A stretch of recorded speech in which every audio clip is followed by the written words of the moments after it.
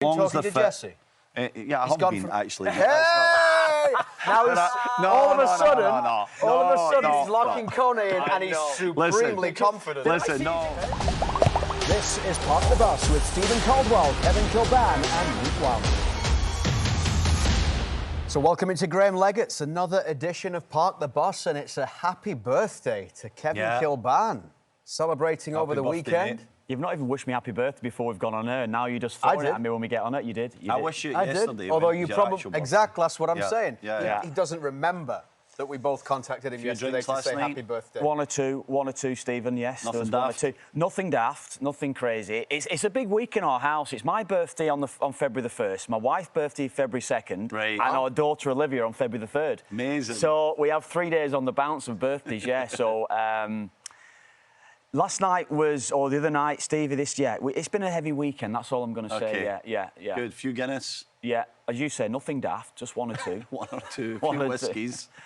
Probably, yes. Not quite 50 yet. No. Not quite. No, I'm tapping on that door, right on that door now. I'm about to be entered into it very soon, yeah. Can you imagine the party next year when he's got his pub open and he's 50, big celebration? Big party. We're going to have a good time next year. Big party next year. Yeah.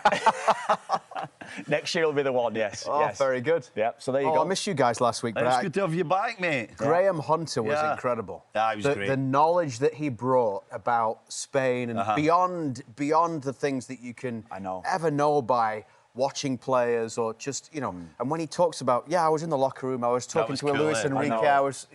Yeah. He made us seem like we were intelligent people last week, didn't he? That's what it seemed to us. The show last week was so much knowledge on Spain, on individuals, on Messi, whoever it would be. There was so much to go on last week. Yeah.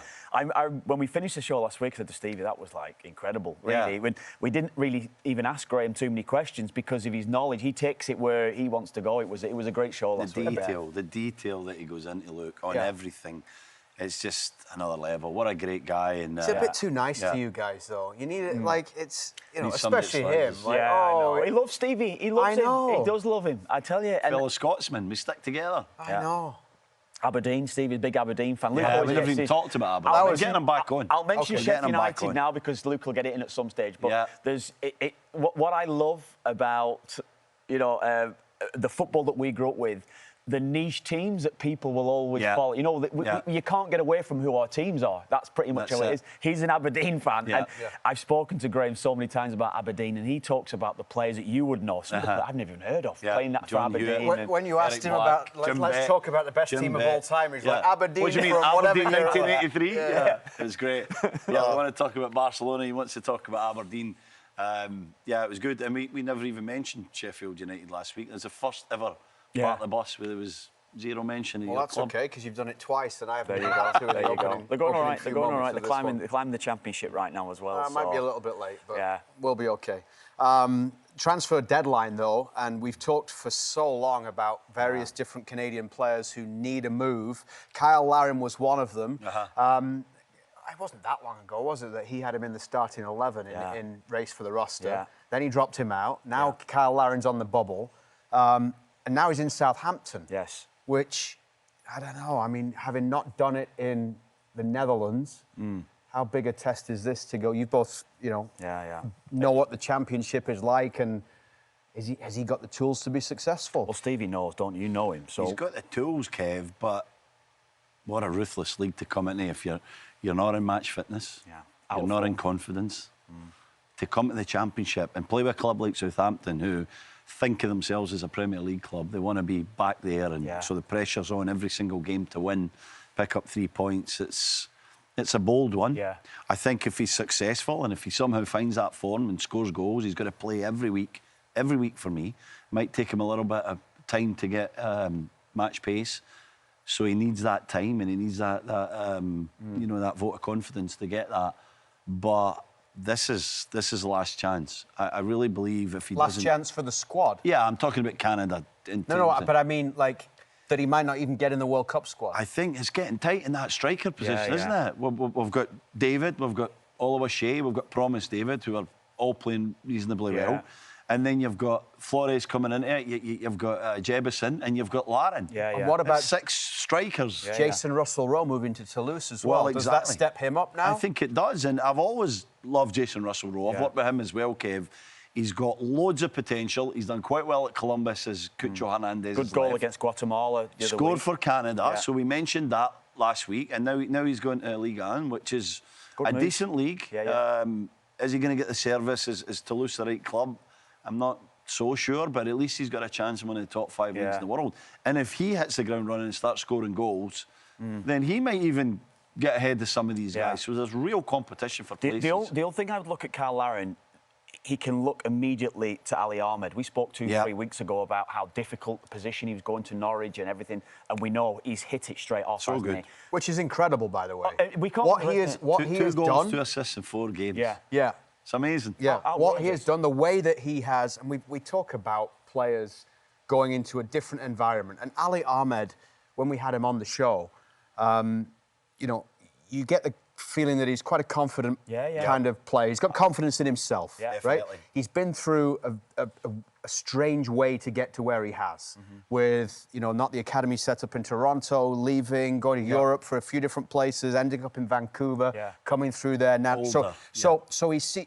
From talking to him, you get the sense that he's not going to be fazed by going into that kind of environment. But still, to start like that and to have the impact that he has had in the first 4 games, we were talking about, can he go in, and if it doesn't work for him and they're struggling a little bit, then 2 or 3 games, is he in the team, Canada, is he out the team? We spoke about it being a bold move and a move that could go either way for him, because he might necessarily be playing in a few weeks' time, because that's how ruthless the league is. So for him to start the way that he started, and I talked about the fact is that, you know, I was a left winger playing in the Championship, and the step up and, you know, how physically demanding it is. And I know it's changed and it's technically a lot better now, and he fits maybe the example of a technical player without having the physical attributes. I think that's certainly growing on his, getting better in his game. He has grown physically in the last couple of years.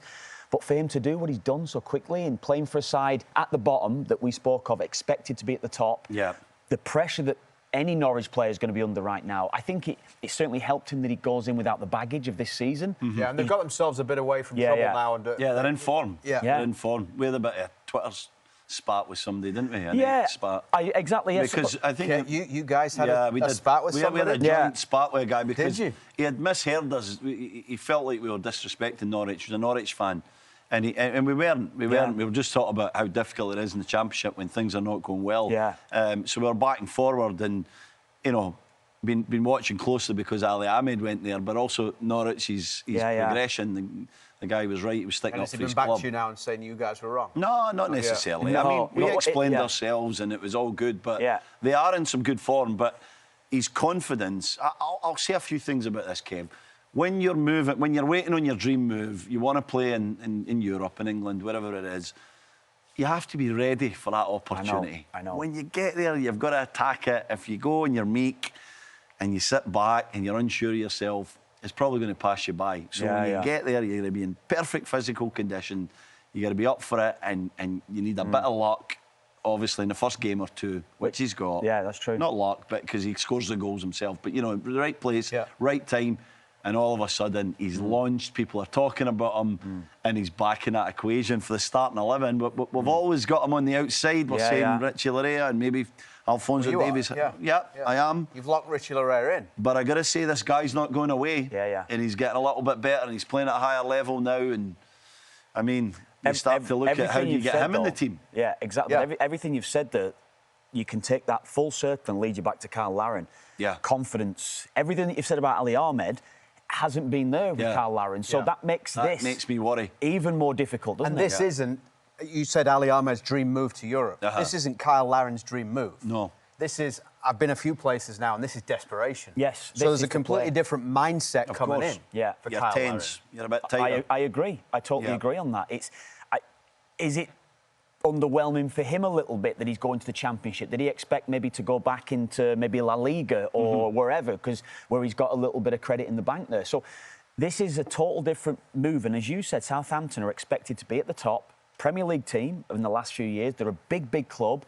that have got so much history that we know of, obviously. We know how big that team is. Look, we talk numbers, sheer numbers. He's got to score at least 10 goals for Southampton to be recognised. Take them into the Premier League. That's the only thing that's expected of him now, regardless of Canada. So the pressure's on him now to deliver. And just going back to what you said there about Ali Ahmed, don't be meek. Go in with that attitude, chest out. I'm the man. And if he does that, we know he's got the ability, but that's what he has to do, simply walk in the door. When you're in the Championship, though, you've got to be in top physical condition. That's my concern. Is he in top physical condition? Cyle is a player, when he is in top physical condition, I think he's an outstanding striker. And that's why I've always had him in that starting 11. But week on week now, for a long time, we've seen him lose that confidence, lose his place, play less minutes. He's a big guy, Cyle. So when you're not training and playing at the high level regularly, I think you start to see a drop-off. So he's got to work his socks off to get that back. He's replacing a guy in Adam Armstrong who's went to Wolves, who has scored prolifically for Southampton at the Championship level, for sure. And so there'll be an expectation that this guy can get in the score sheet most weeks, at least 1 and 2 games. Well, they're a side that creates chances. That's the thing. They've got a lot of quality within. He should score, exactly, yes, within that side if he's fit. And if he brings that mindset that you spoke of, I think he will do. But it's just, it just seems that we spoke about Cyle Larin now. First of all, in a Canada jersey, it hasn't been working for him playing for Canada under Jesse Marsch. It's not quite worked for what Jesse wants from him. Jesse Marsch defended him so strongly. I think it was Gold Cup time last year? He came out and he was defending Cyle Larin and saying how important he is, not only to... It's not all about the goals, it's about everything else that surrounds Cyle Larin. That is Jesse's thing, though, isn't it? He's going to stick up for his players. You have to, you know. He creates that kind of club-type mentality with the national team. He's done so good at that. But, he has defended them. I think he knows that his squad will be better if he has a fit and at it, Cyle Larin. Well, the other thing is, you've got Oluwaseyi right now alongside Jonathan David. He's not got a lot of minutes, Tani Oluwaseyi. No. And Cyle Larin moving to Southampton, you would think would now get the opportunity to have a lot more minutes than Tani Oluwaseyi will between now and the end of the season. And listening to Graham Hunter last week, it didn't make me full of confidence that, Tani Oluwaseyi is going to get in the team. And he talked about that was another great insight about his role and what they need him for within the way they play. Almost like as if the impression I got listening to it was he's a plan B. If plan A is not working, Tani Oluwaseyi is your plan B. That doesn't necessarily mean that he's going to get the minutes and the form he needs heading into a World Cup to start a World Cup game. It suggests why he's playing Champions League. They play a bit differently in the Champions League than what they're playing in the league. Hitting the break. I mean, it could flip because if Oluwaseyi's not getting enough minutes and Larin does get the minutes and start scoring, that's why I was so reluctant to take him out that 11, because I do think his experience of playing at a higher level for longer and playing at a World Cup will put him back in that. But we were talking about this in the last transfer window. I know. This was in September we were talking about it. It's his last chance, it really is. He's got to go there and score goals, which brings its own pressure. You know, we're saying it's easy for us to sit up here and say that. He'll know that in the back of his mind, which just makes you tight, Kevin. I think it's a fair comment. Makes you tight. The fair comment to maybe ask you a little bit as well. You've seen enough football around the world. Is the Dutch League better or worse than the Championship? Is it easier to score goals? Is it easier to score goals in the Dutch League or the Championship? Ooh, well, do you know why I would look at this right now? Someone that we spoke about a lot on the show is Troy Parrott. Troy Parrott is at Alkmaar. He's scoring for fun. It's more... And Troy is definitely such a technically gifted player. He played at the Championship with various clubs. He was at Preston North End and he couldn't find the goals in the Championship. He found it difficult. And he's gone to Holland and he's able to find space technically in a technically, you know, probably superior league, you'd say. But the space that he finds in the Championship is way different. And Cyle Larin hasn't been doing it in Holland. So he's now going to the Championship in probably... As I said, not more technically, not more probably... There could be better players in that league, but just for how demanding the league is and maybe more excitement in that league. I prefer watching the Championship than the Dutch League, I have to say that. I think the Championship has got a lot better in the last 5 or 10 years. I know, you know, I played a lot of games in the Championship, Kev a little bit less, but we've both been there. And it was a lot of guys that were committed. There was quality in every team, 1 or 2 bits of quality, but the games were a grind. It was about being tough and grinding through it. But the quality's improved because of parachute payments and because some teams maintain a 60, 70 million quid salary hit through that championship season. You've got 5 or 6 teams in there now who have big wages, top players. They keep international players for a season or 2, hoping that they can spring back up. So it's improved the championship on all levels, because to keep up with A teams, you got to spend a little bit more. So it's harder than ever. There's 3 big clubs in Eredivisie that normally battle it out for the title, and Cyle Larin was at one of them. So he's getting the chances, he's getting the opportunity at a club like that. Now he's joining a big club in the championship, so the transition for me is somewhat similar in terms of he will get the chances. But I think the defending's going to be better, Kev. I think the difficulty physically is going to be significant for Cyle Larin as he gets here. I just don't know if he's in the shape that he needs to be scoring goals week in, week out. If he's a World Cup standard player for Canada in this team with what they've got, he should be able to score goals in the championship. Right? This should be a good move for him. Should be. Going there. Is that your opinion, or are you just making a statement there? Did it sound like an opinion? It sounded like you've given an opinion on Cyle Larin there. That's good. He went with an opinion, then he sort of threw it to you. He just wanted you to confirm what he said there. Listen, but guys, no one cares about my opinion. Can I say one last thing? They do. Like, he needs 5 or 6 games of trust, right? Yeah. Because it's unlikely, in my opinion, that he's going to start but he has top to. Speed. Look at Ali Ahmed. But it's impossible. But Ali Ahmed is... It's not impossible. Listen, Ali Ahmed is 5, 7 years younger. Championship is at such a crucial stage now. And we know how the championship... But you can't compare Ali Ahmed to Cyle Larin. The body types, the fitness levels, you just can't. It's a loan as well, by the way, so who knows what happens after the World Cup. But he's got to make that significant impact like that, though, hasn't he? Does a championship side sign someone in January and say, oh, well, we can afford to give them the next month to get up to speed? No. You know, any January signing, on the training ground. January sign has to be ready to go. But how can a guy that's played 158 minutes at his club with Feyenoord in Holland, how can he be fit enough for the championship to play, Stevie, let's call it 70 minutes week in, week out? It's irrelevant. Saturday, Tuesday. You know what it's like. You know, the first time he steps onto the field, he'll be out there. He's judged by his peers to start with, regardless of what the fans are going to think. He's already judged by his stats. Yes. They've already decided what they think about this signing, Southampton fans. And I saw someone tweet out about today about it was his stats, and they were complaining and saying he hasn't got a good goal-scoring record. And someone else said, well, playing up front's a lot different about that, hold-up play, all this other kind of stuff that you can't see. But they're already forming an opinion before he's even got there. I know. That's part of the issue. Yes. So then he can't afford to have, like, did you ever make a January move? Yes, I went to Burnley in January from Sunderland. Was that the one you were telling us where... Yeah, deadline, 10 minutes to go. Right. Yeah, one of the last that got faxed through back in the days. Fax? Yeah. I love the fax. I had a fax in the house. You guys were slagging me. Yeah, I remember. I had a fax in the house. Yeah. He's so confident in a big move that he bought his own fax. One of the big phones, you know. It must have been the size of that desk. It was massive. Got me my move. But did you go there and then say, OK, well, I need a month to get used to it and get ready? It doesn't happen, Stevie. No, because... It's right to ask that, Luke, because you know for a fact, I've seen it. Lads come in, even whether they're on trial, whether they're signing or what, you judge them straight away.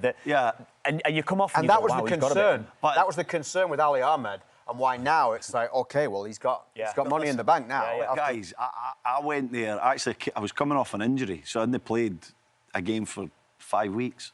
And I went to Burnley. I think I came off the bench in my first game, signed the Thursday night, played the Saturday off the bench at Queen's Park Rangers, and then started the next game. And then started every game after. 90 minutes. Yeah, then they gave you the captain's armband. And I think I had the captain's armband the second or third game. There you go. When you came off the bench and put the armband on? No, the second game he gave me, it was quite embarrassing actually, but I had it in that second game. Loved it. And and then... Who was the manager? Steve Cotterill. Oh, Cotterill. Steve Cotterill, what a guy. We'll talk about him one week. We've got a few stories on him.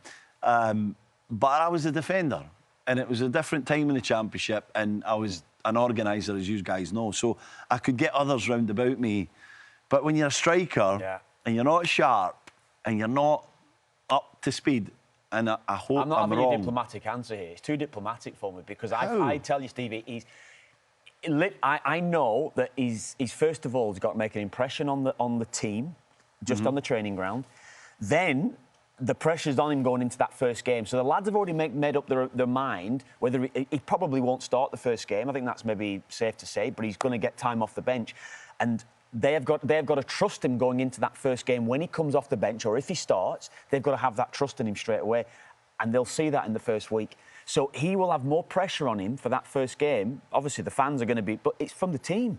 So the team are almost giving you your trust to go out. You get your confidence by what's around you. But unbelievable players have went places and needed a little bit of time. Absolutely. Like, way better strikers than Cyle Larin. I know. Even guys like Shearer went... How many games was it before Euro 96? Thierry Henry scoring a goal. Came to the Red Bulls and still now talks about the fact he needed the first half of that first season before he had the full off-season to get used to MLS. He definitely doesn't have 4 months. But he doesn't have that time. He doesn't have 4 months. Where do you see him in the March window, though? He needs 4 or 5 games. He needs it. He's going to need it. And he needs the trust of the players. He needs the trust of his manager. And then he'll be judged, I think, 3 or 4 weeks in, once he's hopefully up to speed. Hopefully in a few weeks we're talking about him having got off to a good start, really similar to how we are with Ali Ahmed. Another player that we were talking in the past about needing to make moves and needing to make the right moves to take him to the next level is Ismael Kone, who now is in form. We'll talk about Jonathan David in a minute because he's in form as well in Italy. But Ismael Kone getting goals, playing well for Sassuolo, and he's locked him in. He's locked him in on race for the roster. I locked him in. So Kone wasn't even in the teams 2 weeks ago. Oh my word! Honestly, this guy. Oh my! This guy what takes. a boy. This guy takes 17 months to put Tejan Buchanan locked in. And now he's put Ismael Kone in. So now there's eight out of the starting 11 are locked in. Right. He's not leaving himself much even wiggle before room. the March window. I get a feeling there'll be a couple of unlockings coming in the next month. Maybe due to injury. Only injury. But right now, there's no space for Ali Ahmed in the team. No. Right? No. Cyle Larin. Well, he's not locked anyone in next to David. So Cyle Larin. So he's now got no lock in goal, no lock in centre back next to Bombito, and no lock up top next to Jonathan David. Wow, but Ismael Kone. I think we all agree that if Canada is going to be... You're so you're trigger happy. You're trigger happy. He scored a goal. He scored a goal. So you think fourth goal of the season. Yeah. It should have been locked 3 months ago. So now you're locking So I'm trigger happy. How can he be... Hold on a minute. I'm trigger happy. How can he be trigger happy after waiting 3 months? No, but what I'm saying... No, because he scored a goal. They think, I've just got to put... let's be honest now. I'm influenced by the goal. Just by a goal you that he scored. It was an easy goal as well. That was a great goal. Yeah, great good finish. goal. But he just swept in I know swept. It was a good goal. Yeah. If you remember, when he started playing well in the fall, he was waiting for the draw. Yeah. Then, after the draw, he was waiting to see who they were going to play. Yeah. Whether it was going to be Italy or who it was going to be in the opening game. And now he's not. And then I was waiting to see how his form would go. And his forms went pretty well, right? So now the draw doesn't matter every week. No, because his form was great 2 months ago. So Kone starts against Italy. I'm supremely confident that the 8 people that I've locked in, Johnson, Bombito, Larea, Davies, if Kone, Johnson and Bombito are fit, Eustaquio, Buchanan, and David. Supremely confident that the 8 players start whether that first game. Whether it's Italy, Wales, Northern Ireland, any or game, Bosnia. as long as they're fit. Jesse? Yeah, I have been actually. Hey! Now he's all of a sudden he's locking Kone in and he's supremely confident. Listen, Instagram for a picture with Jesse Marsh this week on his Instagram. They were doing a conference somewhere, but that's another story. That is not why the guys are locked in. These guys are locked in because Canada needs them. Fraud, Caldwell. Honestly, absolute fraud. I swear, man. Honestly, I can't believe that. This guy's skiing and whistling. You know that? It's impressive that he's actually on Instagram. It's impressive that he's still in one piece. I know. What a I'm a good skier, guys. Yeah. There's not Hard too many people from Stirling that. It's not a big Scottish thing, is it? It's not a big Scottish thing. Skiing? We got some slopes up at Aviemore. Oh, Aviemore. That's nice. There's decent. But still, I never went skiing until I was 35. Exactly. Never once. I've never skied in my life. No, he's amazing. more I'd like to see you on the slopes. That'd be like funny. the golf. I hate golf, right? Yeah. But I do like a good golf club buffet. right? Or a brunch or a breakfast. So I'll go and sit at the golf club for the morning and have a nice breakfast and whatever. But I can't stand the golf. Hate it. I would have thought he would have been the kind of skier that goes, gets all dressed up in his expensive gear. Correct. Then wanders from bar to bar. And enjoys Whistler Village. So... No, not true. I love skiing. The skis are always in his hand, so he's just carrying them around. No. Yeah, exactly. He looks good. Yeah. The most exhilarating thing I've done since retiring is skiing. Right. It's unbelievable, and it's very hard. You want to get out a bit more. Very hard. Was it Franz Flammer? Is that the guy? Franz Flammer was the big downhill skier? Alberto Tomba. The Alberto Tomba. The best part of the... Stevie McTomba. The best part of the 3 days was this restaurant up the top of Whistler Blackcomb called The Rendezvous. Stunning, Kev, right up the top. Beautiful restaurant. Sit on the window. Caesar. Nice bit of food. Tailor-made for Caldwell. Oh, so nice. Yeah. It was great. Just sitting there having a nice lunch. Down the slopes, couple of runs.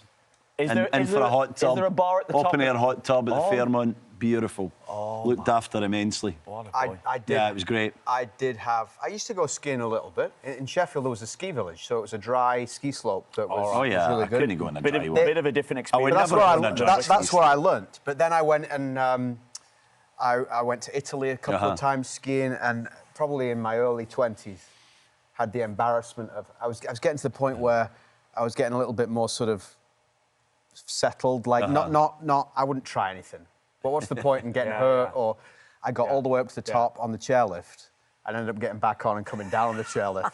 And that 5-minute ride coming back down with your skis while everyone else is coming back up. Going, look at him. Look at him. He's had to come back down. No, I'd have just gone down. And I just sat halfway up the mountain and drank hot chocolate the rest of the trip and cake. And I hit my standard in this trip. When I'm up at Blue Mountain, I'll go in a black run, a black diamond, whatever. It's fine. Couldn't entertain a black diamond at Whistler. No, they were steep. I was on the green and the blues. Could be watching the Winter Olympics. At my level. He's going to make the next one. Why did that guy not go a bit quicker there? You know, be the armchair expert, won't I? So he's been skiing in Whistler and he's come back and locked Kone in. He's been skiing with Jesse Marsh. I wasn't skiing with Jesse, actually. Jesse never had enough time to ski. So basically, Jesse Marsh has told you that Ismael Kone So what did he tell you about why Kone? Told me nothing. I didn't ask him one question about the team. Not interested in the team. Told me a couple of little bits, but I'm going to keep that to myself. But when it comes to couple, it turns him into very confident. Listen. See, I didn't ask him one thing about the team, but he did tell me a couple of things. Do you think that I asked him one question, like about race for the roster? Well, it just seems. Do you think? I'm asking you. You know me well. We've been talking about Ismael Kone. You know, answer my question. No, I'll answer your question in a second. But we've been talking about Ismael Kone for such a long time about he's going to start. There's no doubt he's going to start. You know, one of the best midfield players in Serie A this season. He's playing to a really high level in a good team that's, I think, the mid-table now, aren't they? So they're going to be safe this year.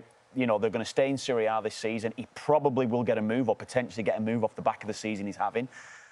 And he's not been locked. You have a weekend or a day with Jesse Marsh, come back and he's locked in. Just seems a little bit, I don't know. Maybe we're putting two and two together.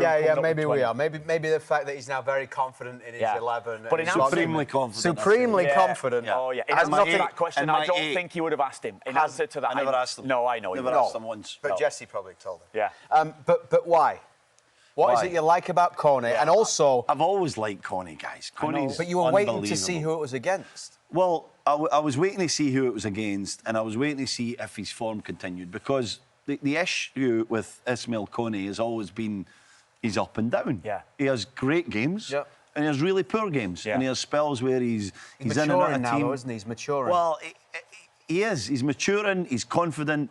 He's sort of as mentally focused and as fit as he's ever been, and when he's playing every week and he's playing a good team, and I can't wait to see him because I want to ask him about Matic, because I'm sure playing beside Nemanja Matic has helped him a lot, who set up his goal at the weekend. And he's at a place now where I think he knows who he is. He's got a bit of maturity, a bit of confidence, and he can see an end goal, whether it be playing for Canada in the World Cup or getting a move in the summer and heading towards one of the big hitters where he's been rumoured to go in Serie A, Juve or an Inter Milan or something. He just knows this is my time, and I'm going there. I'm just heading in that direction. So I've seen an improvement. I've seen the things that I wanted to see to sort of feel confident that he is going to realise his full potential. And I just can't... Wales, Northern Ireland, Bosnia, or probably Italy, I just can't imagine any game that he's not in the team. He needs to start. I'll add one thing to that as well that we've talked about, his consistency and all these sort of things as well, with how he's going to fit in. And we spoke about him being a bit of an ace in the pack, that inconsistency that's gone there. I think for Canada now, I think he's probably the player that's going to be maybe undervalued, or not undervalued, he's going to be maybe what's the word I'm looking for here? Look, I don't know. Just going to leave you hanging there and let you think about it. Unpredictable, whatever it will be, but he'll be a player that the opposition will not know too much of. Yeah. And I think Canada having him... No, come on. No, I think they still will. In a World Cup, with all of the time that they'll have had to prepare... Players... They should know everything about everybody. Players won't necessarily know too much of Ismael Kone. Yeah, the coaching staff will know, but they'll... And they'll give him information. They'll underestimate him a little bit. I think he'll be underestimated, is what I'm looking for. Underestimated by opposition. Yeah. He's one of the guys... Maybe I had too many Guinness yesterday, I don't know. To add on to what you're trying to say, Kev, although it's very difficult, he's a player that I think guys will play against and guys will go after the game. Wow, I thought he was good. I didn't know he was that That's good. What I think. Exactly what I think. I think he'll be a player that they'll walk off and go, what about him? Yeah. If he plays against Italy... Yeah, a lot of them might have played against them. Yeah, that's true. That's true. Did you have him in your combined Italy-Canada 11? Yes. You had him in the starting 11? Or Yeah, was he did. Yeah, he got a lot of stick for that. Yeah, and I'm only bringing it up because still I'm hearing that... Yeah, and even Hudson the other day said, someone came up to me and they said, I listened to your dad's podcast, but what's that Kilbane on about? That day he did the Italian 11. Yeah, he winds people up. I put Eustaquio in there as well, and Eustaquio might not get in there right now, to be honest with you. But we're going to talk about him in a minute. Yeah, but I just think with Kone that maybe what I'm saying there probably isn't right because of how they will know of him. But I think in general, teams that will be analysing Canada, the coaching staff, absolutely, he's one that you... Look, players, because they've not really heard too much of him, they won't necessarily be thinking that themselves. They'll go out and then they'll come off, like you're saying, they'll go, wow. He was really good. What a player. Yeah. I always go back to something Jonathan Osorio said after playing against Croatia in that World Cup and talking about that Croatian midfield. Yeah. And you know these players, but once you play against them, it's a completely different appreciation for what Luka Modric actually is like. Was there someone who came off the pitch? You came off the pitch thinking... Their best I think... Even if you knew him before? Knew of him. We came off after a game. We played Portugal in, I don't even know what year it was now. I think it was World Cup qualifying. And I always remember our team, we came in and went, and they had Luis Figo. They had, I'm trying to think who else was in that. Couto, I think, would have been centre half. Big names. Yeah. And he was a big name, but I think we didn't know how good he was. It was Rui Costa. Right. We came off and everyone went, my God, this player is sensational. The best player, I think the best performance I saw on a pitch was Rui Costa. Is that right? Played against. And we played against so many, Bergkamp, Henry's, whoever, you know. So special. But he was unbelievable. Yeah. And I came off and it was just like, anyone that talks about him for AC Milan terms, talks about Rui Costa being this sensational footballer. I wouldn't have had the appreciation for it until I saw him. And my God. What a player. Rui Costa, in answer to that, is Rui Costa. With these guys, look, you can't... It's very hard to put into words how good they are. Like, you're just mesmerised almost, aren't you? They're that good. You've seen them, you've watched them 100 times, but when you're out there, you're like, they're just on another level. Their brains, their feet, the way that they receive the ball, the way they can move, it's remarkable. I always think of three, actually. I played Villa once at St James's Park, and Juan Pablo Angel, who you've worked with a lot, was playing. Played against him. Oh, my gosh. Yeah. He would jump, he'd be bringing it on his chest. He pressed the whole back four on his own. Yeah. I don't know how he did it. I was so impressed. I was a guy, I was like, he's a good player. He was like one of these sort of, let's call it, moderate Premier League players. He was so good. Yeah. Other guy was Alan Boksic. I got the pleasure to play against him. He was at Borough. What a player. Oh, his feet were like size 5. He was 6'3". His feet were like this. He had the tiniest feet. And his touch was unbelievable, but he was a big guy, could back in, he could turn you. He was incredible. And then the last one was I'll never forget this, and I just spoke to him recently in Como when I was there for the game in Glory. the show we're filming. Cesc Fabregas. Filming a show. Oh, you're really? No, Game I of Glory is didn't going to know. be out in April. He mentions that more than I mentioned Sheffield United. I don't know. I'm going to get it in every week till it comes up. So Cesc was playing for Arsenal. I played against Arsenal for his debut, Premier League debut. Oh wow! So he was 16. 16. And we actually finished 4th that year. We lost that first game, I think, 4-0. At Goodison. I remember that game. Unbelievable. He was incredible. Like, incredible, yeah. So we played them at Turfmuir a few years later, but he's only like 21 or something like that. And I'll never forget it. So he's playing between midfield and attack, as he did. And he's just like, he looks like he's jogging the entire game. He's never sprinting anywhere. He's getting on the ball, he's moving here, pirouette, playing little passes, connecting. And I'm trying to get near him, and I can never get closer than a yard and a half for him. No matter how near he is, he just moves away. And I come in at half-time and I go to the guys, can any of you guys get near him? He's like, we can't get near him. I can't get closer than a yard and a half. Yeah. It was sorcery, guys. It was like magic. He was so good. The way he moved his body, the way that he got away. And I'll never forget that as long as I live. It was like we were looking at each other, completely confused why none of us could get close enough to, quite frankly, nail this guy with a tackle to try and slow him down. He was incredible. Did you tell him that when you met him? No, I never told him. No? Yeah. No, I had a few run-ins with him, actually. Oh, really? Yeah, I wouldn't be a fan of Cesc Because you did get him. You found a way, no, but as because he got he was older, quite you found a way nasty, and he would say things in the pitch that I thought were a little nasty. And one time I actually said to him, if I was as good as you, good as you, I wouldn't even open my mouth. I would just look at people and go like, I was playing near my level. I was playing for Huddersfield Town against Arsenal in the FA Cup. I had a big moment with him. He came off the bench and he started to speak in Spanish, and we had a couple of Spanish speakers on the side, basically saying, all you guys are shit. These are shit. Like, we were a League One team. You know, we're Huddersfield Town going there. And he was so disrespectful. No need for that. I just said to him, shut your mouth. If you want to say anything, come and say it to me, and then we'll have it out. And it was just like, zip, shut his mouth. It was. But he was so good, he didn't need to have the other side of it. And that was the thing with him. It was one of those guys. But there's... he was very humble when I met him again there. Was he? I bet he was, was, yeah. But a sensational footballer. Absolutely sensational. Yeah. There was a few that... Do you not need that side of you to be where he is? A little on bit, that level? No, to get... not petty like he was. Yeah. He would say little things to guys that were way below his level. Why are you even bothering with it, people? I know. There's a few. You know what I always think? How good he was, and the fact that he basically couldn't get a game in the midfield of Xavi and Iniesta and Busquets. Yeah, I know. So I never played against the guys, but how good must they have been? I know. I saw Iniesta. Remember when Graham was talking last week about Iniesta? We talked like Iniesta. I think would get in probably my greatest 11. If I'm picking an 11, I think Iniesta would be in it because I missed Euro 2012 with injury, so I got injured. My back was injured, and I missed the tournament. And I was working. It was my first time working in media, so I was doing radio. And Iniesta was incredible against Ireland. And Ireland lost the first game against Croatia. I mean, it was a tough group: Croatia, Italy, and Spain. And Spain destroyed us. It was 4-0 going on 24. Yeah. And Iniesta, I think he had like 100 passes, 100% completion or something. His stats were off the chart. I don't think any players touched it. And I think Spain's stats in that game is the best of any team in the Euros. Right. Passing stats, the amount of passes, pass completion and everything. But Iniesta just controlled everything that they did. And I think I witnessed greatness that day. You know, everyone would have seen Zidane. I played against Zidane and all these players. But Iniesta, he could pass.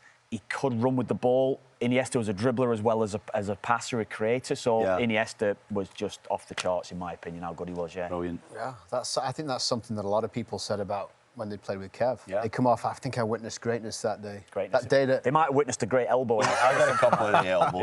Yeah. A couple of the elbows. I think by the way... When I was playing, it was I always would say to the right back or centre-half, hang it on the right side centre-half. Yeah. If you were right side centre-half, you were going to get it. And it would have been the way to get us into a game, and then it would have been get the crowd up. So hang one up there, across, so run inside the fullback, trying to make the run inside. You'll see it from. I was way advanced of Mo Salah and Sadio Mane coming in off the side. You know, I was not doing this to run him behind, just to attack it. I didn't run him behind. I just hit the guy that was there. So that was the one. And I say this to my kids all the time: when a young centre back, right, you look down the line of the goalkeeper that's doing the goal kick. And you think, right, I'm going to run and I'm going to go meet it at its highest point that you can meet it at. when you're playing against guys like Kilbane, Lee McCulloch, a lot of the wingers back then, bigger wingers, no chance. Because as you come and try and meet it, these guys, the timing was even better, and the angle they're coming from, they just get there before you and flick it on. So, and Shearer taught me this, because he said that Tony Adams was the greatest centre-back in the world at this. He would stand in a spot where the goal kick was going to arrive, and he would be standing there already. And he said no matter how much he tried to adjust that, he always had the right spot. And as the forward tried to come into the viewpoint and get his chest on it or flick it on, Adams would just be there and just put an arm out. He wouldn't even jump. That's great, He'd just go like that and he'd head it forward. And so you start to learn that. It takes a long time to be anywhere near as good as Tony Adams. And you need your fullback to help you. But you literally have to be in the spot and almost breaking the winger's run and getting your arm out and just sort of fighting for it, right? I honestly think it's such a skill that centre-half, the best centre-halves always had. Yeah. Because I was probably well, some of them were 6'3" and 6'4". I'm like 6'1", and so I'd have been a very tall winger, essentially. Yeah. But any fullback I could out-jump. But the best fullbacks would stop you. So you're not even going to get it into a battle. Stop, arm across you. And they're the little subtleties. And know who loved they guys? Centre-backs. Yes. Because they did their job for you, exactly. You know? You could win it. Referees don't see it. Ball's in flight. Referees watching the flight of the ball. You stopped and you run. So as soon as that arm comes across you, you're not able to jump. They engage. And you'd always say that to young players. Go and engage early. If you know you're going to get beat in the air, this guy's better than you in the air, stop him. When I played for Sunderland under Mick McCarthy, who was a tough centre-back, as you guys know, I could have hit 7 diags, 60 yards to a guy's feet. If I lost my headers, he would be giving me at half-time, the end of the game. You have to win your headers, especially back then as a centre-back. If you didn't win your headers, but I think, you know, when we talk about football, a lot of it is overcomplicated about how you do it. How you have a career in the game, it's getting your basics, the 2 or 3 basic things right about your game. You can have a 20-year career or a 10-year career if you get those things right. Everything else kind of takes care of itself. You have those, and you know that I can rely on Stephen Caldwell that he's going to do that every single week. You're in the team. You're first choice, essentially. They never change. It's win your headers, cover your front post, be there for your mate. You know, it's the fundamentals of the game. They're still the same. And whatever tactics we say, any game is obviously 11 guys v 11 guys. And if your team's winning 7 battles, 8 battles, you're winning that game 99 times out of 100. It's just individual battles all over the field. We've talked about Ismael Kone and how well he's doing. Let's go to another midfielder, because Stephen Eustaquio is somebody who we've all agreed... Is he locked in, Steve? He's race for the He's locked in, yes. Locked in but we've all agreed he should be. Like, Canada's better with Stephen Eustaquio. No, he's want to argue it. He's want to say he shouldn't be. Look, he's He's thinking about it. He's getting all touchy Canada is better with Stephen Eustaquio in the team. Yes. But we also talked about Eustaquio has to play the minutes. So he's leaving Porto, hasn't got enough game time there. And it seems like reports are, as we're recording this, that MLS is the most likely destination for Stephen Eustaquio. Is that a shock? I'm shocked. Yeah, underwhelmed by it. I think he's too good. Personally, I think it's. I've been surprised, and you know, I've spoke to you guys in the last 4 or 5 years. He can't be too good for somewhere. I look at Thomas Muller. Lionel Messi's too good. At the stage, at the stage of his career, it's kind of what I mean. I think there should be a different pathway for him available, largely because he's not been playing. That maybe has affected him. But I spoke to guys who've been working within Premier League clubs, and he'd be one of the first people I'd be throwing in. You should maybe go and have a look and see. I think he's got something that will enhance you. Now, where he is right now, Premier League club will not take him. If you're looking at Bundesliga, Serie A, they're not going to take him. But I'd feel as though there's a pathway somewhere mid-levels. You said you've spoken to guys. You've probably spoken to them as well, and suggested that Stephen Eustaquio would be good for them. Yes. So, what don't they like? Why would he not have got offers bottom half of the Premier League? I think they don't like his size. I'll say that first and foremost. They'll look at the size and question whether he can play at the levels that we see him play at in Portugal and even with the national team in England. One of the reasons. But I would think, you know, there's players even in this window, the Canadian players that have moved into France, and there's, you know, various players that just not even Canadian players outside that have gone to clubs, and you think, Eustaquio's better than those guys. Yeah. He's better. He's better technically. He's better. His footballing brain, his ability to marshal players around him, to control the game. I don't understand it, if I'm being honest. Look, the wrong say better than MLS. No, I'm not meaning that. Kind of sounds disrespectful. Yeah. I'm not meaning that. I just feel as though the stage that he's at now, that I feel as though that he could be taking a different path, higher level than that. That's the way I feel. Yeah. And I'm so surprised. But we've said he needs to play games. He needs minutes. Yeah. So if he's going to play 90 minutes every week, I hope it's short term. In an MLS team that is challenging at the top of the conference, then Well, you said that. You put that in my mind before, Steve. You said to me, like, I hope it is a short term, that at least World Cup comes and goes, that puts him in the shop window to get somewhere. But I don't know. If whoever he's going to go to, if it is MLS, he's going to make them so much better. Immediately, him going into any side, I think he could you potentially getting a player that brings you to an MLS Cup. That's where he is, I think. So surprised. I am surprised. Because we've already talked about Stephen Eustaquio making Canada better. Yeah. Right? And then we've talked about how he played in some of those games last fall. Think about the Colombia game, when he wasn't getting regular minutes. Yeah. So the missing piece is the minutes. Does it really matter where it is? Where he gets the minutes? Where he gets them, as long as he gets them. It does matter. In competitive... I think day to day as well, Luke, that will be a difference. Training. The training. Yeah. Well, listen, what I will say standard of players around him and things, the minute that Stephen Eustaquio or his team of representatives entertained MLS, if there wasn't one team in that league that was trying to get him, it's a mistake. Like, the fact that he was willing to come to MLS shocked me, but everyone should have been in for him at that point, especially the Canadian teams. TFC are really... Apparently, it's the TFC are not. I'm shocked at that even more, because they're in desperate need of a proper centre midfielder as they're trying to build things here. And they're starting to look like they're maybe creating someone that could be successful. Eustaquio, for me, assuming they get Sargent or they get the 9 that they want, is one of the final pieces. I witnessed Michael Bradley at the back end of his career. What he did for TFC in those years, especially you guys, he's that type of figure, isn't he? He's a Michael Bradley figure that could go into TFC and make them Michael so much Bradley at the beginning, when I played with him for short season, was that type of player. He was everywhere. He could cover all the ground. He was aggressive. He had everything. He had every part of his game. And it was an immense signing for TFC. And then as he got older, obviously the kind of mobility went, but he was still so smart and such a good leader that he sort of made it work in a good team. Eustaquio was like Bradley at the beginning. He's a guy that can cover every blade of grass. He's fit as a fiddle. He has the quality.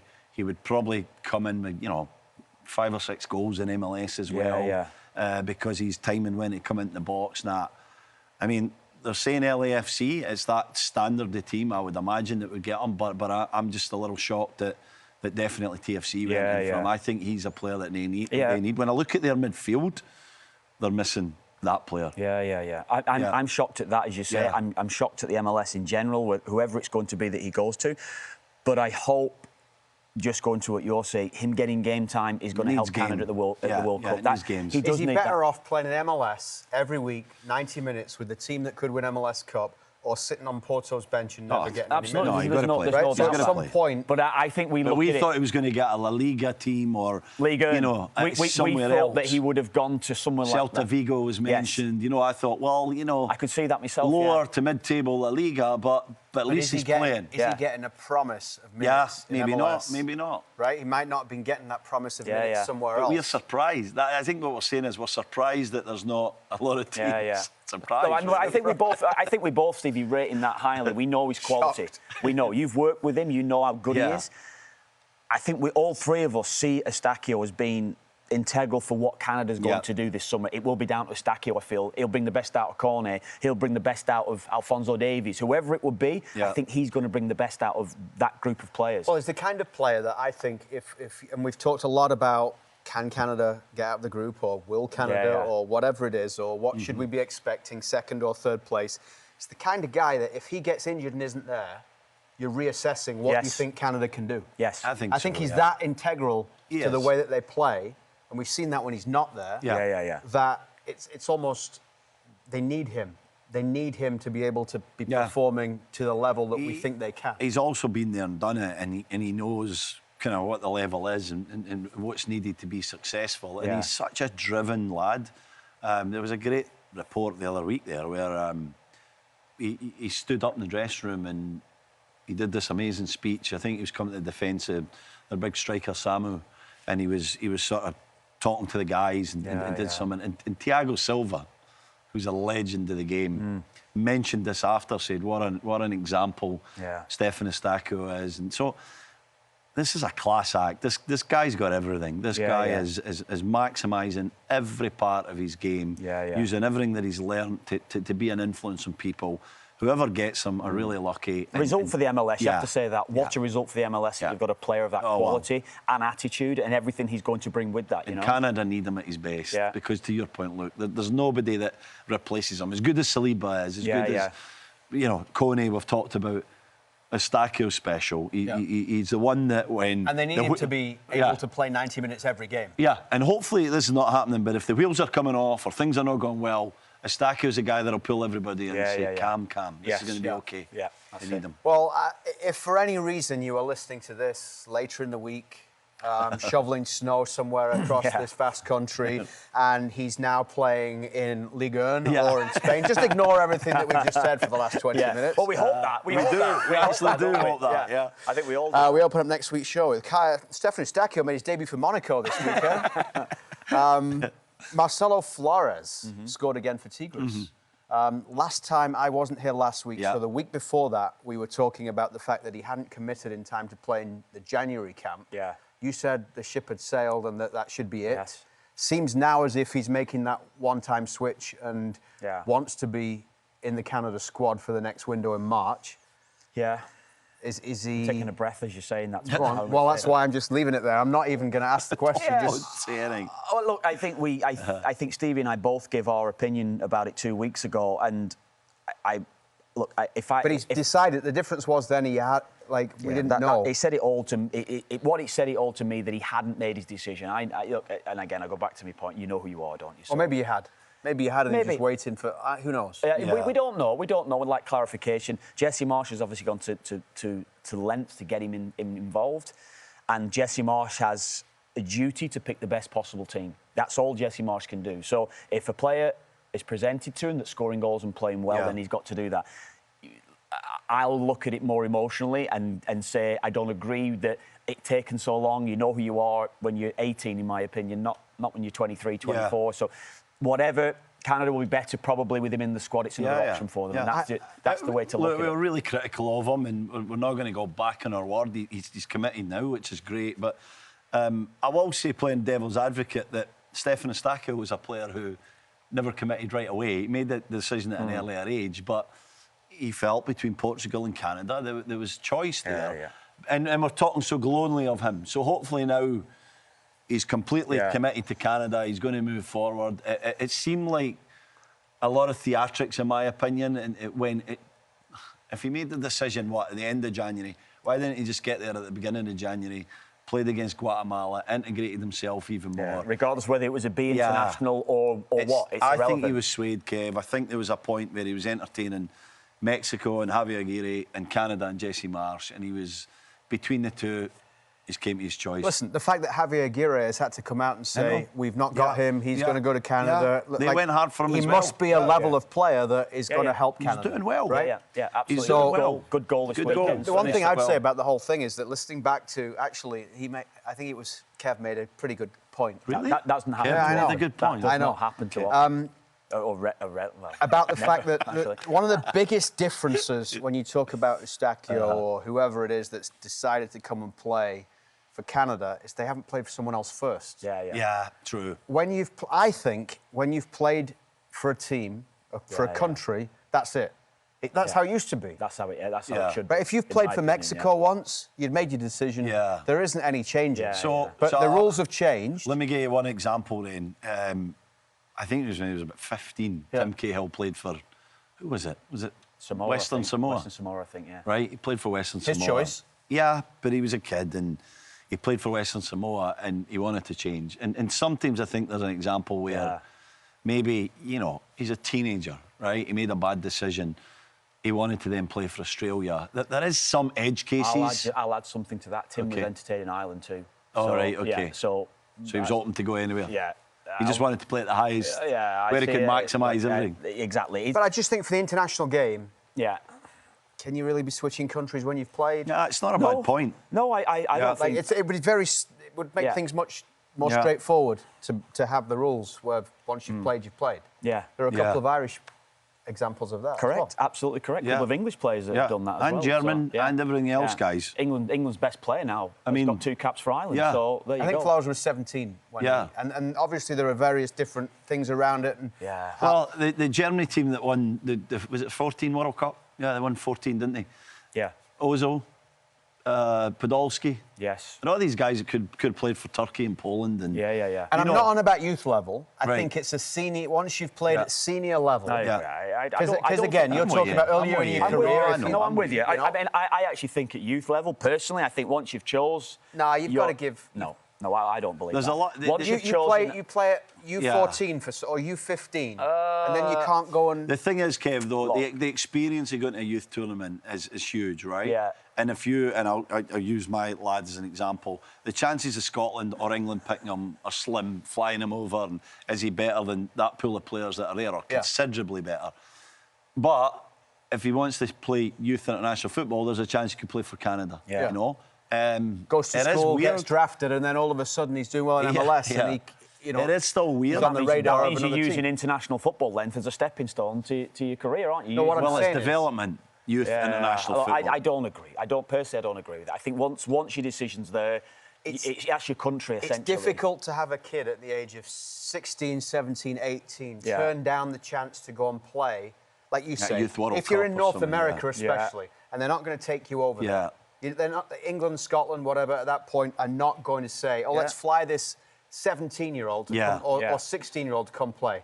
But he can go and play in the CONCACAF Championships or whatever, right? Yeah. You still leave open your final decision of where you would play at senior level, because it's very different than 5 years later. If like an Alistair Johnston goes away to college, comes back, ends up playing for Celtic, right? You'll never agree with it, though. I don't agree with that. Yeah. I don't agree with that at all. No. But you've got to... No, I don't agree with it, Luke. OK. I don't agree with it. All right. No, you are. You never will. You are. You never will. That's the way I think. Yeah. So I understand you guys have got a different predicament. Your sons have split loyalties and everything that goes with it. I talk about it from a personal point of view that I just I couldn't do that. No. Yeah. In the words of Graham Hunter, what were you doing at 16? Yes. Well, I love that last week. I know. When you guys were having a dig at Lamar, trying to lead them in a direction. Put us down. Put us to bed straight away. That was one of the moments I wish I'd been sitting here. The other one was when Graham Hunter, who, Kev's, Graham Hunter, everything he says is true, whatever, blah, blah, blah. He's like, Messi, of course, the best player in the world of all time. And Kev doesn't say a word. I know. He doesn't say, hang on a minute. I couldn't get a word in. If I was here, it'd be, hang on a minute, Graham. Yeah. You've just said, Messi's, this guy says it's not. He'd have talked about Maradona for about 7 minutes. I honestly think I've had that conversation with him before. Have you? He's put me to bed on it as well. I'll still say Maradona. I think I said Maradona to him going back in whatever, but it's Diego Maradona. But anyway, that's for another day, isn't it? Yeah. You just said something there. It was somebody... Tim Cahill. We should probably try and get him on. Yeah. Because he's involved in Qatar still, I think, as well. Yes. And he might be able to give us some insight into what's going on then with... He's been part of the development game or development side in Qatar over the last 10 years, around about 10 years now. So he's helped put youth structures in place, and so the development of the players over there in Qatar have become so much better at youth level as well. So, OK. We should say, by the way, funnily enough, nobody yet has won the Tajon Buchanan jersey. Really? Yeah. Tajon Buchanan's signed jersey. So it rolls over now to next week. I think they play Monday against maybe Espanyol. So in the comments on YouTube, under the episode of Park the Bus, tell us what minute Tajon Buchanan is going to score on. The first guess, if there are multiple guesses of the same minute, is the one that's going to win.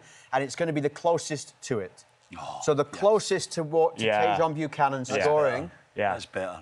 He's still got to score. Yeah, he's got to score. If he scores, we'll give it away because someone's going to be close. As long as there's one comment. You're allowed one guess. Don't give up. Keep commenting. It's coming. I'll say 18 again this week. 18 or 17, whatever I said. 17, 18. I'll go 18. And you've got to put it in before kick-off of the game on Monday. OK? Right, OK. And 87. Obviously, TSN's got this because... He's dropped. You've got him dropped. Has he dropped from Caldwell? I've got to give the... Hold on a minute. Sorry. I did this last week. He was mad at me. Yeah. He'd got the script last week. TSN is the home of La Liga in Canada, and they've very generously allowed us to get Stevie to bring back the signed Tajon Buchanan jersey, and we've come up with the most crazy, convoluted kind of giveaway to just ensure that we're still sitting here ahead of the 2030 World Cup, trying to give away a Tajon Buchanan jersey. I'm going to say again, if you land on the minute, get my details. You're coming into part of the bus for the live show. But not if you're closest. No, you only get to come in if you land on the actual minute. Come and watch a live show. So that makes it even... Have a cup of tea. Okay. Yeah, right. Lovely. That might put a few people off. Maybe. Yeah, a cup of tea. Kev will bring some biscuits. Yeah. Right? We did say we'd talk about Jonathan David. Yeah. Quite a turnaround, isn't it? Yeah. And you know, we talked about Cyle Larin and strikers needing confidence and how it can often at times when you move somewhere be over before it starts. Yeah. It says a lot about Jonathan David that he's fought through this and to be where he is now, doesn't it? In fairness to what Stevie's always said constantly about the type of player and person he is, he if anyone can deal with it, it'll be Jonathan David that can deal with that, and he's proved that, hasn't he? Yep. And I think that, look, I think you asked the question going back a couple of months now. Did you ever know when you've signed for a team that it might have been the wrong choice? Yeah. And we both said, maybe we've had these things. And it felt that way with him, didn't it? So for him to keep his head down... It felt that way for us. Yes. But we'll never know if it felt that way for... If he was actually thinking, It's a legitimate question to ask him if we ever do get him back on. That's another one of those that he's never going to give you the answer. He's never going to say, I thought that I was done after 6 weeks. Yeah, but not even that. But I just think it's asking the question, of how were you feeling during that spell? And working that into him. Did you feel like that you might be moving elsewhere? Because we were asking the question, say, look, is it potential for him to go on loan somewhere for January and things like that? So I think for him to get through that, particularly playing for a big club and the scrutiny was on I can only imagine what it was like from social media and everything. Well, even the stuff with the Spalletti having to come out and talk about... That's what I want to say. I think a few things I'll say in it. The stupid report on him not being invited to the dinner, I think galvanised the boys and you saw it in the goal, didn't you? Yeah. He scored the goal, what it meant to the team. Because that was ridiculous. Whatever happened there, whether he was busy or a few guys went, whatever happened, obviously he never got uninvited for a night out when the rest of the team went. That was ridiculous. Spalletti was just in at that time, and I think it created a little bit of a bond between Jonathan David and Luciano Spalletti. They became a little bit closer. And Spalletti, backing him on that issue, sort of came out in the back of that and said, he's going to be our guy, he's going to get an opportunity, we'll sign another striker that has different attributes, but Jonathan David's really important to us. He got a bit of confidence in that. And the last point I'll make is he started slow at Lille as well. Yeah. And he went a long time without scoring a goal, and it was like, is this going to happen? Then he caught fire second half of the season. Exact same. And he is a patchy striker, right? He's a guy that'll have these 10, 15 game periods where he's just really on it. He might go 5 or 6. Let's hope that's at the World Cup, eh? Yeah, let's hope he can keep it up. But he's in great form. He looks himself again. They're playing more to his strengths. And Kev, I'm going to leave it to you to tell us about Yildiz, because you're loving this guy. He's got a guy there that's really top. He's been the most consistent player. Juve have been up and down as a team. So sometimes you look at it and you look at Jonathan David's form. It's probably mirrored where Juve are. Juve are not the top Italian side that we've seen for 15, 20 years or whatever. So they're not at the level that they were. They're in good form now, though. Yes, but Yildiz, if you're talking it in Turkey terms for the World Cup, player. Dark horse is Turkey. Malman's dark horse. So if Turkey. He's Turkey, top. Turkey, sorry. They have actually got a couple of quality players, haven't they? With they've got, but Yildiz certainly brings the unpredictability factor to them. And I always, I played against Turkey through my international career, and Turkey always had one or two. It was Turkey then, actually. It wasn't Turkey when I played against them. I've given up. Yeah. So, but they had real quality. If it was the boy that was at Blackburn that was in midfield. Oh yeah. Two guy.